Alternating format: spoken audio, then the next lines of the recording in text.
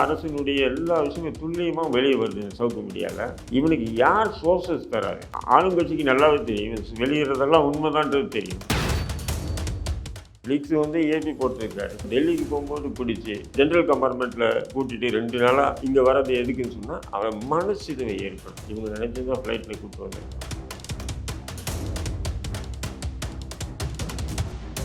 சவுக்கும் என்ன பண்ணிட்டாப்புல, இந்த தேர்தல் நேரத்தில் சீமானியும் நாம் தமிழர் கட்சி சின்ன பரிமுறை பற்றி இன்னைக்கு வந்து சங்கருக்கு ஒரு பிரச்சனைன்னு சொன்னால் சீமான் மட்டும்தான் குரல் இல்லை பாராட்டணும். என்ன சொல்கிறாப்புல, எல்லாத்தையுமே தொடர்ந்து கண்டிச்சுட்டு வரான். சீமான் நினைச்சிருந்தான் அமைதியாக இருந்திருக்கலாம். இல்லை அவன்லாம் கை உடைக்க வேண்டிய ஆள் தான், ரொம்ப ஓவர் திமிர் அப்படி இப்படின்னு பேசியிருக்கான்.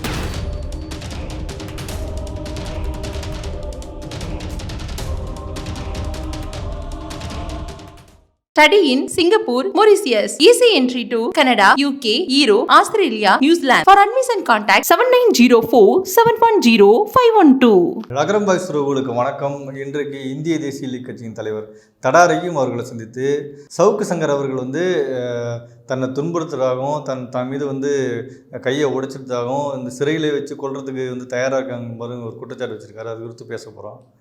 சார் வணக்கம் சார். வாங்க. நம்ம ஏற்கனவே தொடர்ந்து பேசிட்டு வரோம்.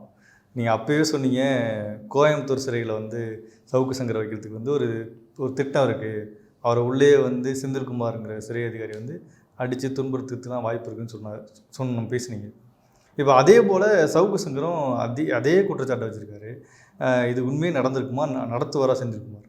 இல்லை, அது நடத்துவாருன்னு தானே நம்ம ஆரம்பத்துலேருந்து சொல்லிட்டு வரோம். இவங்க அதுக்காக தானே சைபர் கிரைம் வந்து சென்னையில் சைபர் கிரைம் இல்லையா, ஏன் கோயம்புத்தூர் சைபர் கிரைம் போகிறாங்கன்னா கோயம்புத்தூர் சைபர் கிரைம் மூலியம் வழக்கு பதிவு செஞ்சால் தான் கோயம்புத்தூர் ஜெயிலில் வைக்க முடியும் அப்படின்ற காரணத்துக்காகவே அந்த வழக்கு பதிவு செஞ்சு அங்கே கொண்டு போனதே என்னென்னா, சங்கரை வந்து நான் கையை உடைப்பாங்கன்னு நினைக்கல, நான் அடிப்பாங்க, கடுமையாக தாக்கத்தை தொடுக்க வாய்ப்புகள் இருக்குன்ற மாதிரி தான் நான் பார்த்தேன். ஆனால் இன்றைக்கி அடித்தே இருக்காங்கன்னு சொல்லும்போது அது முழுக்க வந்து ஒரு அரச பயங்கரவாதம் தான். ஏன்னா செந்திலை பொறுத்தவரையிலையும் சிறையில் ஒரு 2 வருஷம் 3 வருஷத்துக்கு மேலே சிறையில் இருந்த யாரை வேணா கேளுங்க, செந்தில் வந்து இப்படி செய்வாரா செய்ய மாட்டாருன்னா அறுதிட்டு சொல்லுவான், செய்வாருன்னு சொல்லுவான். சும்மா வந்து நானும் ரவுடி தான் அப்படின்ற மாதிரி போயிட்டு 1 மாதம் 2 மாதம் ஜெயிலில் இருந்துட்டு, அதுவும் செந்தில் சூப்பரண்ட் இல்லாத ஜெயிலாக பார்த்து இருந்துட்டு வந்து இன்றைக்கி வந்து செந்தில் அப்படி செய்வார், இப்படி செய்ய மாட்டார், அப்படி செய்ய மாட்டார், நல்லவர் வல்லவர்னு சொல்லி போனால் கதவு இல்லாமல் தவிர, செந்தில் சூப்பரண்டாக இருந்து யாராவது சிறைக்கு போனாங்கன்னா அவங்களுக்கு வந்து புரியும் செந்தில் எப்படியாப்பட்ட நபர்கள். ஏன்னா அது போராட்ட ரீதியாக போனவங்களையும் சரி, அரசியல் ரீதியாக போனவங்களையும் சரி, அல்லது மற்ற வழக்குகளில் போனாலும் சரி, அது ஒரு விதமான ஒரு மென்டல் டார்ச்சர் கொடுப்பது தான் செந்திலுடைய தொடர் நடவடிக்கையாக இருந்துட்டு வருது. இல்லை, சிறையிலே வச்சு கொல்லப்படலாம்னு சொல்லி சவுக்கு சங்கர் வந்து சத்தம் மட்டும் போட்டு போயிருக்காருல, அந்தளவுக்கு அங்கே அப்படி வாய்ப்பு இருக்கா? அதாவது அது முடியுமா? அதாவது கையை உடைக்கிறது, அடிக்கிறது என்பதே சட்டவிரோதம். அதில் வந்து அந்த நபரை வந்து கையை உடைக்கிறது, காலை உடைக்கிறதுன்றத அது வந்து அது பெரிய ஒரு சட்டவிரோதம் என்பது அடுத்த நிலைக்கு போக மாட்டாங்கன்றது நம்ம நிதர்சனமாக சொல்ல முடியாதுல்ல. நம்ம அதை அது அப்படியெல்லாம் இருக்காதுங்க, சங்கர் வந்து தனக்கு வந்து ஆதரவுன்றதுக்காக சொல்கிறாரு அப்படின்னு சொல்ல முடியாது இல்லையா. ஏன்னா இந்த சிறைகளில் வந்து எத்தனையோ மரணங்கள் ஏற்பட்டு இருக்கு. நானும் பல முறை பல விஷயங்களை நான் முன்னுதாரணமாக காட்டியிருக்கேன். என் 99 வந்து அந்த சிறை கலவரத்தின் போது பாக்ஸர் வடிவேல் வந்து மரணம் அடைஞ்சார். அவர் எப்படி மரணம் அடைஞ்சார்? சாகடிச்சாங்க. சிறைத்துறை தான் சாகடிச்சது, சிறைத்துறை தான் சாகடிச்சாங்க. ஆனால் சாகடிச்சுட்டு அதுக்கப்புறம் மாற்றத்தும் பண்ணல, சிறையிலே செத்துட்டார். அந்த வெடிகாலை 4 மணிக்கே செத்துட்டான்.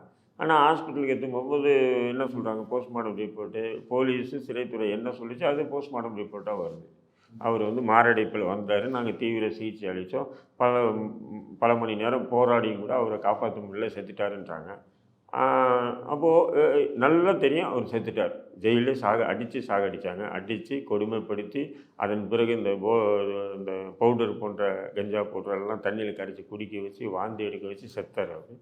ஜெயிலில் இந்த மாதிரி கொடுமைகள்லாம் எப்படி நடக்கும்? எப்படி நடக்குன்னா கொடுமைகள் நடந்த வண்ணமாக தானே இருக்குது, தொடர்ந்து நடந்த வண்ணமாகவே இருக்குன்னும் போது இன்றைக்கி சவுக்கு சங்கர் திமுக அரசுக்கு ஒரு சிம்ம சொப்பனமாக இருக்கார். ஏதோ ஒரு வகையில் கடுமையாக அவங்க பாதிப்புக்கு ஆளாகிறாங்க. அப்போ நேரம் பார்த்துட்டே இருந்தாங்க, என்ன வழக்கில் போடலாம் என்ன வழக்கில் போடலான்னு சொல்லிட்டு பார்த்துட்டே இருந்தாங்க. அதுக்கேற்ற மாதிரி சங்கரும் வந்து மாட்டினாப்புல, வலையில் வந்து மாட்டின மாதிரி தேவையில்லாமல் இந்த போலீஸ் ஆஃபீஸரை திட்டி இருக்கக்கூடாது, அந்த பெண் போலீஸை பற்றி பேசியிருக்கக்கூடாது, அது நம்ம சரின்னு சொல்லி நியாயப்படுத்த முடியாது. அந்த விஷயத்தை எடுத்துக்கிட்டு இப்போ மற்றது எல்லாத்தையும் ரவுண்டு கட்டி அடிக்கிறாங்க. இன்னொன்று திமுகவுக்கு என்னென்னா, அந்த கஞ்சா கேஸு அவங்க போடணுன்ற ஆசை இல்லை திமுகவுக்கு, ஆசை இல்லை, போலீஸுக்கு இல்லை, அவங்களுக்கு இல்லை. ஆனால் வேறு வழி இல்லை. இப்போ வந்து சவுக்கு கைது பண்ணிவிட்டு அந்த போலீஸை பற்றி தவறாக பேசுனாங்கன்ட்டு கைது பண்ணிவிட்டு ஜெயிலில் போட்டாங்கன்னு சொன்னால் அவருடைய வீடு அலுவலகம்லாம் சோதனைலாம் பண்ண முடியாது. சோதனை பண்ணாங்கன்னு சொன்னால் இது அரசியல் பழிவாங்க நடவடிக்கை. அந்த வழக்கில் கைது பண்ணிட்டாங்க, உள்ளே போட்டாங்க அப்படிங்கும்போது அப்போது வீடு அலுவலகம் சோதனை பண்ணோம். சோதனை பண்ணி அவங்க என்ன பார்க்கணும்னு நினைக்கிறாங்கன்னு சொன்னால், இவனுக்கு யார் சோர்ஸஸ் தராரு, இவன் சோர்ஸஸ்ன்றான். அதே நேரத்தில் வந்து ஒவ்வொரு விஷயமும் துல்லியமாக எடுத்து வெளியிடுறாங்க. விஷயங்களெல்லாம் துல்லியமாக வந்து அரசினுடைய எல்லா விஷயமும் துல்லியமாக வெளியே வருது சவுக்கு மீடியாவில். மற்றவங்களும் எதிர்கட்சி பேசுகிறான், அது வேறு, நாம் தமிழ் கட்சி பேசுறது வேறு. இவர் மீடியான்னு சொல்லி வச்சுக்கிட்டு இவ்வளோ துல்லியமாக வெளியிடும்போது அது ஆளுங்கட்சிக்கு நல்லாவே தெரியும், வெளியிடுறதெல்லாம் உண்மைதான்றது தெரியும். அப்போ இது யார் மூலிமா வருது? அப்போ என்ன பண்ணணும், சோதனை பண்ணோம், வீடியோ சோதனை பண்ணோம், அலுவலகம் சோதனை பண்ணோம். சோதனை பண்ண தான் அங்கே இருக்கக்கூடிய லேப்டாப்பு, செல்ஃபோனு, ஹார்ட் டிஸ்க் அது இதுன்னு எடுத்து, புரியுதுங்களா, யார் வராங்க அலுவலகத்துக்கு, யார் போகிறாங்க. இப்போது அதுக்கு வந்து சோதனை பண்ணால் என்ன பண்ணும், கஞ்சா வழக்கு போட்டால் தான் முடியும். கஞ்சா வழக்கு போட்டால் தான் உள்ளே போகும் வீட்டுக்குள்ளேயோ இல்லை. அந்த கஞ்சா வழக்கு போட்டு என்ன சொல்லிட்டு என்ன பண்ணுறாங்கன்னு சொன்னால், அடுத்தது வந்து இவர் அலுவலகத்துலேயும் வீட்லேயும் கஞ்சா இருக்குதுன்னு சொல்லி எங்களுக்கு தகவல் சொல்லி கோர்ட்டில் ஒரு இது போட்டாங்கன்னா நேராக இவங்க வந்து என்ன பண்ணுறாங்க, கூட்டம் அடிச்சுட்டு உள்ளே சோதனை பண்ணுறாங்க. சோதனை பண்ணி அந்த கஞ்சா எடுத்தோன்றது காட்டினதே எதுக்குன்னு சொன்னீங்கன்னா, அவங்க முழுக்க ஏன்னு சொன்னால் நாங்கள் அதை பொருட்களை, அதாவது ஹார்ட் டிஸ்க்கு, லேப்டாப்பு, அதுக்கு தான் கஞ்சா, வேறு எதுவுமே இல்லை. அவங்களுக்கு என்னென்னா அதிமுக தரப்புலேருந்து கொடுக்குறாங்களா அல்லது பாஜக தரப்புலேருந்து இவருக்கு கொடுக்குறாங்களா சோர்ஸஸ்ஸு, யார் கொடுக்குறாங்கன்றது தான் கவலையாக இருந்தாங்க. ஆனால் இப்போ எடுத்துகிட்டு போயிட்டு அவங்களுக்கு தெரிஞ்சிருக்காங்க, என்னடா நம்ம கட்சிக்காரனே இவ்வளோ சோர்ஸஸ் கொடுத்துருக்கான்னு தெரிஞ்சுக்குவாங்க அவங்க. அந்த தெரிஞ்சுக்கிறதுக்காக தான் இந்த கஞ்சா கேஸ் எல்லாம் ஃபிட்டிங் போட்டது, வேறு எதுவுமே இல்லை. இப்போ இன்றைக்கி சிறையில் அவர் வந்து கொடுமைப்படுத்துவதுக்கு காரணமும் அதுதான், வேறு எதுவுமே இல்லை. ஆமாம், எல்லாம் பொதுப்படியாக என்ன பேசிக்கிறாங்கன்னா, பெண் விஷயத்துக்கு இப்படி பேசிட்டேன், பெண் விஷயத்துக்கு இப்படி பேசிட்டேன், மாட்டிட்டான், அவன் வாய் விட்டு மாட்டிக்கிட்டான். அது அந்த வார்த்தைகளை தவிர்த்திருந்தான்னு சொன்னால், தவிர்த்திருந்தாலும் அந்த பேச்சு பேசாமல் இருந்தாலும் கைது பண்ணுறதுன்னா 100% கன்ஃபார்ம். தூக்குறதுக்கு ரவுண்ட் பண்ணிட்டாங்க. அதுக்காக தான் கார்த்திகை தூக்குறாங்க, வேல்முருகை தூக்குறாங்க, லியோவை விரட்டுறாங்க, புரியுதுங்களா, பாருங்களேன், ரவுண்ட் பண்ணிட்டாங்க. அதன் பிறகு தானே இந்த வீடியோவை பேசுனது. எடுத்தோடனே இந்த வீடியோவை அவர் பேசலையே, அந்த வெறுப்பில் தான் பேசுகிறார். இந்த இப்படி என் கூட இருக்கவங்கெல்லாம் அப்படி பண்ணுறாங்க, சவுக்கு வந்து முடக்கிறதுக்கு உண்டான திட்டத்தை வந்து திமுக பண்ணுறது, அதுக்கு தலைமை தாங்கிறது இந்த அதிகாரி அப்படின்னு சொல்லும்போது தான் அவனுக்கே உண்டான மாநில கண்ணாமண்ணான்னு பேசி, அதான் சொல்கிறேன், சில நேரங்கள் ஆத்திரத்தில் மதி எழுந்துருவாங்கல்ல, அந்தமாரி ஆத்திரத்தில் மதி எழுந்து சொல்லப்பட்ட வார்த்தைகள் தான் எல்லாமே. இப்போ சவுக்கு குற்றச்சாட்டு தொடர்ந்து ஃபெலிக்ஸ் அவர்கள் வந்து டெல்லியிலேருந்து கைது செய்யப்பட்டு சென்னைக்கு அழைச்சிட்டு வந்து திருச்சிக்கு அழைச்சிட்டு இருக்காங்க. இப்போ ஒரு என்ன இவ்வளவு தீவிரமாக ஒரு இது பாருங்கள், நீங்கள் இது போடுங்க, ஒரு ஜென்ரல் கம்பார்ட்மெண்ட்டில் வந்து கூப்பிட்டு வந்திருக்காங்க அவரை, ஃபெலிக்ஸை. இல்லை, கொள்ளைக்காரன் அளவுக்கு திருட்டு கேஸில் போகிறானுங்க பார்த்தீங்களா, வேறு மாநிலத்தில் பிடிப்பட்டாங்கன்னா ஒன்று ஃப்ளைட்டில் கூப்பிட்டு வருவாங்க, இல்லைன்னா ஸ்பெஷல் இதில் ரிசர்வேஷன் இதில் தான் கூப்பிட்டு வருவாங்க. அப்படி இருக்கும்போது இவர் ஒரு ஜேர்னலிஸ்ட்டு, என்ன மிக முக்கியமான, அதாவது நீண்ட காலமாக யூடியூப்லேயும் சரி ஜேர்னலிஸ்டும் இருக்குது, 1000 கருத்து வேறுபாடு இருக்கலாம், அரசுக்கு எதிராக 1000 விஷயங்களை பேசியிருக்கலாம், அதெல்லாம் வேறு விஷயம். இதெல்லாம் வந்துன்னா அவரை மன ரீதியாக அவ்வளோ அந்த 2 நாள் 2 இரவு 1 பகல் டெல்லியிலேருந்து இங்கே வரணும்னா அப்போது அந்தளவுக்கு மன உளைச்சலுக்கு ஆளாகணும் அவர். அந்த மாதிரி ஒரு ஜென்ரல் கம்பார்ட்மெண்ட்டு தமிழ்நாட்டில் உள்ள ஜென்ரல் கம்பார்ட்மெண்ட்டில் நார்த் இந்தியன்ஸ் இவங்களாம் வந்தாங்கன்னா உள்ளே ஏறி உட்காந்து வரைய இதில் டெல்லியிலேருந்து கிட்டத்தட்ட 30 மணி நேரம் கிட்ட. நார்த் இந்தியாவிலலாம் ஜென்ரல் கம்பார்ட்மெண்ட் ஏறணும்னு சொன்னால் குறிகாரனோட மோசமாக இருக்கும். உட்காந்துருந்தா கீழே இழுத்து போட்டு உட்காருவானுங்க. நீ போலீஸாக இருந்தாலும் யாராக இருந்தாலும் சரி அப்படி உட்காருவாங்க.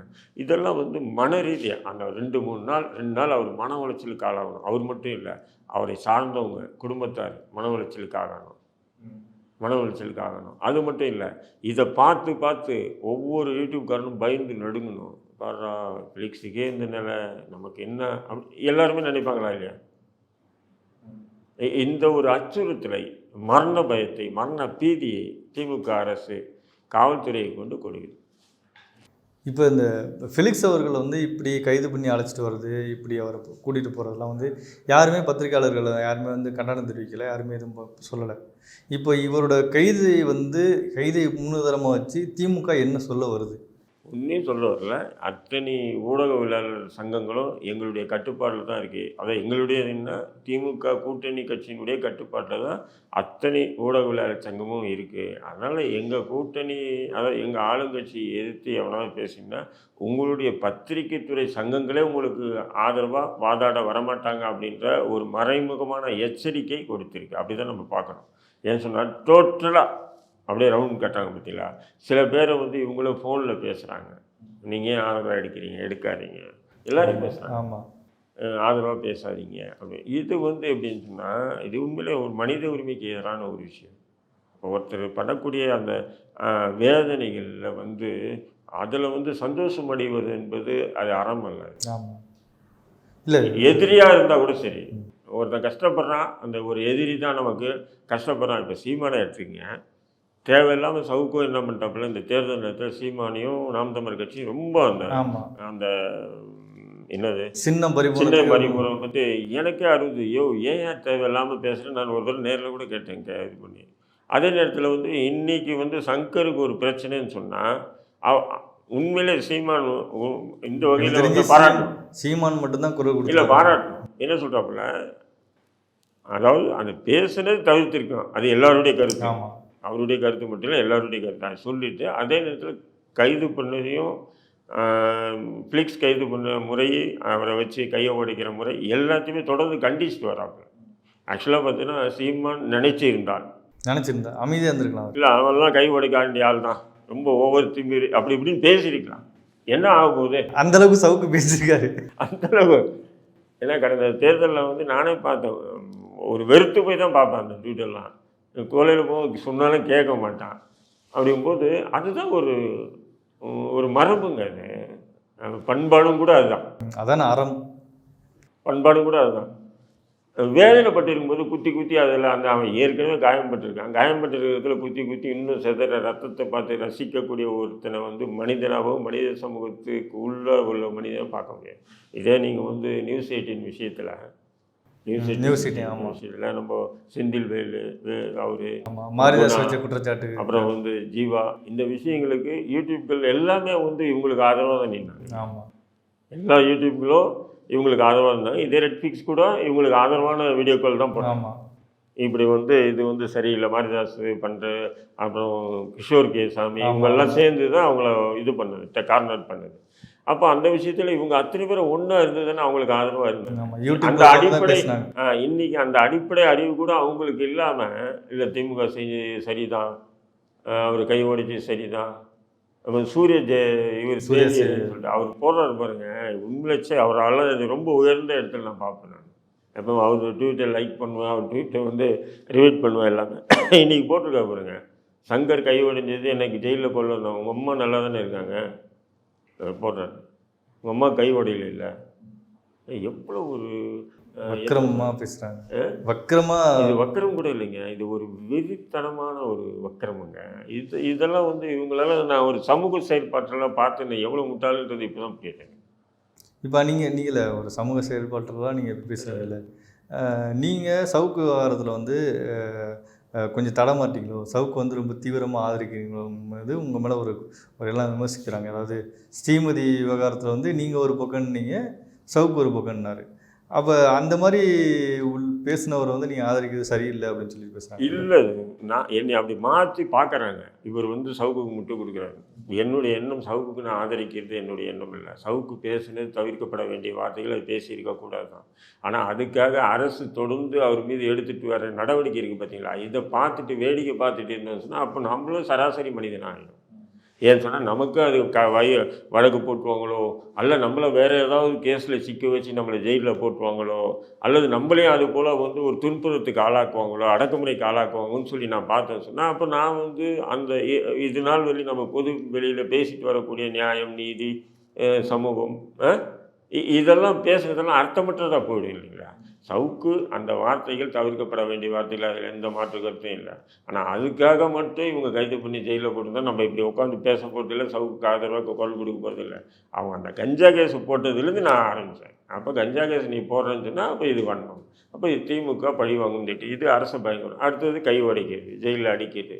ஏன்னா இவங்க அடிக்க போகிறாங்கன்றதுக்கு நம்ம முன்கூட்டியே நம்ம தொடர்ந்து நகரத்தில் வந்து பேசிகிட்டே வரோம்.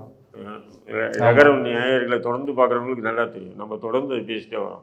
அப்போது அதை தொடர்ந்து ஃபிலிக்ஸு, சரி ஃபிலிக்ஸு வந்து ஏபி போட்டிருக்காரு, சென்னையில் தான் இருக்கார். அவர் டெல்லிக்கு போகும்போது பிடிச்சி ஒரு ஒரு ஜென்ரல் கம்பார்ட்மெண்ட்டில் கூட்டிகிட்டு 2 நாளாக இங்கே வர்றது எதுக்குன்னு சொன்னால் அவன் மனசிதவை ஏற்படுத்தணும். அதை வேறு எந்த இல்லை. அவனை வந்து ஒரு அவர் அப்படியே 2 நாள் அப்படியே வருவார். இவங்க நினச்சிருந்தா ஃப்ளைட்டில் கூப்பிட்டு வந்திருக்காங்க. ஆமாம், அவங்க ட்ரெயின்லேயே கூப்பிட்டு வர்றாங்கன்னு சொல்லும்போதே எனக்கு கொஞ்சம் அதில் ஒரு சந்தேகம் இருந்தது. அதில் இப்போ ஜென்ரல் கம்பார்ட்மெண்ட், அந்த ஃபோட்டோவை பார்க்கும்போது தெரியும் ஜென்ரல் கம்பார்ட்மெண்ட்டில் வந்திருக்காரு, கூப்பிட்டு வந்திருக்காங்க. அப்போ என்னன்னு சொன்னால் அந்த 2 நாள் அந்த சாப்பிட்றதுக்கு, டாய்லெட் போகிறதுக்கு, குளிக்க, ஆமாம் ரொம்ப கஷ்டம். ஜென்ரல் கம்பார்ட்மெண்ட்டு எப்படி இருக்கும். அப்போ இதிலெல்லாம் கூப்பிட்டு வந்து அந்த 2 நாள் அது மட்டும் அவர் மட்டும் இல்லை, அவருடைய குடும்பத்தால் மன உளைச்சல். அது மட்டும் இல்லை, இதை பார்க்குற நமக்கு நெட்ஃப்ளிக்ஸு முதலாளி நெட்ஃப்ளிக்ஸுக்கே இந்த நிலைன்னா நம்மளாம் என்னடா அப்படின்னு ஒவ்வொரு யூடியூபரும் நினச்சி பார்க்கணும், வேதனை அடையணும். அதனால் இனி யாரும் அதை பற்றி பேசக்கூடாது. இதெல்லாம் வன்மம் பிடிச்ச செயலாக இருக்குது. இல்லை ஸ்ரீமதி விவகாரத்தில் நீங்கள் நான் கேட்டது இல்லை ஆனால் ஸ்ரீமதி விஷயத்தில் சங்கர் ஆதரவு ஸ்ரீமதி தற்கொலை பண்ணிட்டாங்கன்னு சொன்னார். நம்ம கடைசி இதில் இல்லை, இந்த வரையிலும் நிற்கிறோம். ஸ்ரீமதி தற்கொலையெல்லாம் கொலைதான்னு சொல்லிட்டு அவங்க தாயாரே அந்த 1ஆம் ஆண்டு நிகழ்வுக்கும் 2ஆம் ஆண்டு நிகழ்வுக்கும் எனக்கு ஃபோன் பண்ணி அடித்தாங்க. நான் போனேன். நான் எப்போவுமே அந்த மாதிரி நிகழ்வுக்கெல்லாம் தவிர்ப்பேன். இருந்தாலும் அந்த தாயை சந்திக்கணும், தாய்க்கு ஆறுதல் கூறணுன்ற அடிப்படையில் தான் நான் போனது. அது முழுக்க அங்கே கைது, அதாவது அந்த போராட்டத்தில் கையை உடைச்சி ஜெயிலில் போடும்போது அந்த கையை உடைச்சது அதாவது காவல்துறையினுடைய வக்கிரமத்தை கண்டித்தோம். ஆமாம், அதை கையை உடைச்சி சூப்பராக உடைச்சாங்கன்னு இல்லை. அது போராட்டம் கலவரமாக மாறிச்சுன்னா அதுக்காக கையை உடைக்கிறேன், காலை உடைக்கிறன்றது அவங்க மீது பெரிய பெரிய வழக்கு போட்டு அவங்கள வந்து கொடுமைப்படுத்துகிற திமுக அரசை கடுமையாக கண்டித்தோம். புரியுதுங்களா? எல்லாமே கரெக்டு தான். ஆனால் இன்றைக்கி வந்து சவுக்கு சங்கர் விஷயத்தில் எல்லாமே வீடியோவில் எப்படி போகிறாங்கன்னா ஸ்ரீமதி விஷயத்தை, ஏன்னா அது உருக்கமாக இருக்குது இல்லையா, ஸ்ரீமதி விஷயத்தை சங்கர் பேசுனதெல்லாம் போட்டு போடுறீங்க. சரி, அன்றைக்கி யாருடைய அரசாங்கம்? திமுக அரசாங்கம் தானே. இது திமுக ஐடி விங் செய்யுது, திமுக அரசாங்கம் தானே. சரி, அந்த பள்ளி சார்பாக ரவி உயர்நீதிமன்றத்தில் ஜாமீன் மனு கோர்றார். ஜாமீன் மனு கோரும்போது ஜாமீன் கொடுக்கக்கூடாதுன்னு சொல்லி எதிர்ப்பு தெரிவிக்க தான் அரசனுடைய நிலைப்பாடு இல்லையா, எதிர்ப்பு தெரிவிக்கணும். ஆனால் நீங்கள் நான் கொடுக்காதீங்க ஜாமீன் எதிர்ப்பு தெரிவிச்சுட்டு ஜிம்பர் மருத்துவமனையினுடைய அந்த போஸ்ட்மார்ட்டம் ரிப்போர்ட்டை எடுத்து வந்து நீங்கள் உயர்நீதிமன்றத்தில் கொடுக்க வேண்டிய அவசியம் என்ன? ஏன்னா ஜிம்பர் மருத்துவமனை தெளிவாக சொல்லியிருந்தது. ஏன்னு சொன்னால் அது வந்து தற்கொலை தான், கொலை இல்லைன்னு சொல்லியிருக்கு.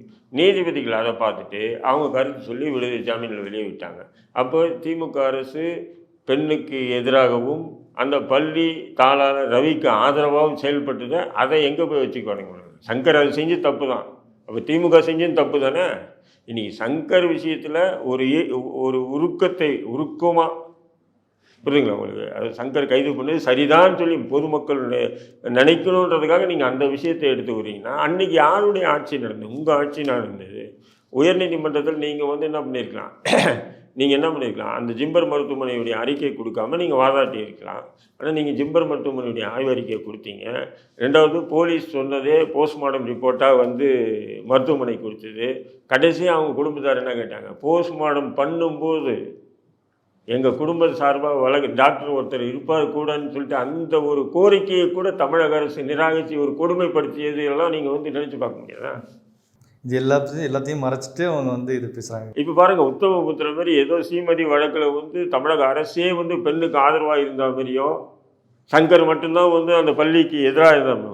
அயோக்கிய பயலுக்கு 2 பேருமே எதிராக தான் இருந்தாங்க. திமுக அரசும் எதிராக இருந்தது, சங்கரும் எதிராக தான் இருந்தது. உண்மையா இல்லைங்களா?